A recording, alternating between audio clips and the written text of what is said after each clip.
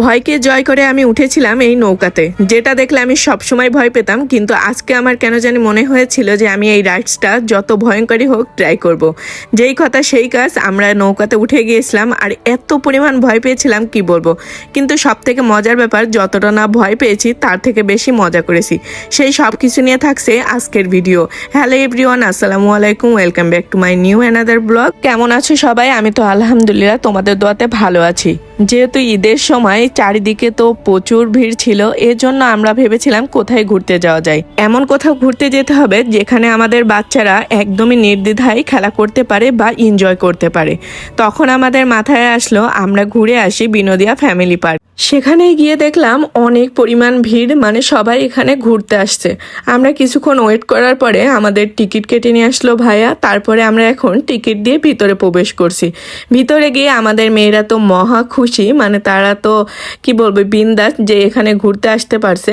আর আমার কাছেও আজকের ওয়েদার বা পরিবেশটা অনেক ভালো লেগেছিল। এখানে ঢুকতেই সেনা সম্ভারের একটা ঘর দেখতে পেলাম যেখানে অনেক জিনিস ছিল। তো এখানে খাবারের স্টল ছিল, সেখান থেকে আমরা এক পিস সন্দেশও কিনেছিলাম। এবার আসি এই যে ফুলের দোকান। এই ফুলের দোকানদার মানে ওখানে লিখে রাখছে যে মানে ফুল না কিনলে ছবি উঠানো যাবে না, তবে এক কথায় ডাকাত বলা যায়। আমি এখান থেকে একটা গোলাপ কিনেছিলাম 60 টাকা পিস, আর হচ্ছে একটা সূর্যমুখী কিনেছিলাম যেটা হচ্ছে 140 টাকা পিস। আপনারা কেউ মানে এভাবে আসলে কিনবেন না, আমরা নিজেরাও কিনে ঠকে গেছি, বাট পিকচার ওঠানোর জন্য আমরা ফুলগুলো কিনেছিলাম। চারিদিকে সবাই অনেক মজা করছে যেহেতু ঈদের সময় ঘুরতে এসছে। আর এখানে এসে আমি সবগুলো রাইডসই ট্রাই করেছিলাম। আমি আগে কখনো এই রাইডসগুলো ট্রাই করিনি, মানে আমি ভয়েই তার কাছে যেতাম না।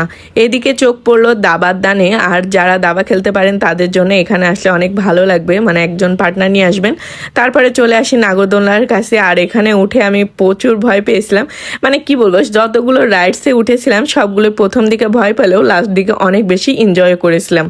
ফাইনালি আমরা চলে আসি আমার সব থেকে ভয়ঙ্কর রাইডসে, সেটা হচ্ছে এই নৌকা। অনেক মেলাতে গিয়েছি বা ঘুরতে গিয়েছি যেখানেই এই নৌকাগুলো দেখেছি, কিন্তু কখনো সাহস করে এই নৌকায় উঠে নাই। কিন্তু আজকে সিদ্ধান্ত নিয়েছিলাম যে যে করে হোক আজকে আমি এই নৌকা রাইডসটা ট্রাই করব। মানে কেমন ভয়ঙ্কর লাগে, তবে ফাইনালি ভালোই মজা লাগছিল। এদিকে আমরা 2টা ড্রিঙ্কসও কিনেছিলাম, আর এখানে আসলাম দেখলাম ডিজিটাল গেম আছে। তো আমি ছোট বাচ্চাদের মতো হয়ে যে এখান থেকে টিকিট কেটে নিয়ে আমি এই খেলাটা শুরু করলাম। আসলে দুঃখের বিষয় কি, আমি একটা বলও তার ভিতরে দিতে পারি নাই। আসলে তাদের কোনো টেকনিক করা আছে যে এখানে বলগুলো দেওয়া যাচ্ছিল না। ফাইনালি ওগুলো খেলা শেষ করে আমরা এদিকে চলে আসলাম হরিণের সাথে দেখা করতে। হরিণের সাথে দেখা করে তো ভালোই লাগছিল, আর এদিকে আমি শর্ট ক্লিপও নিয়ে নিচ্ছিলাম একটু ভিডিওর জন্য।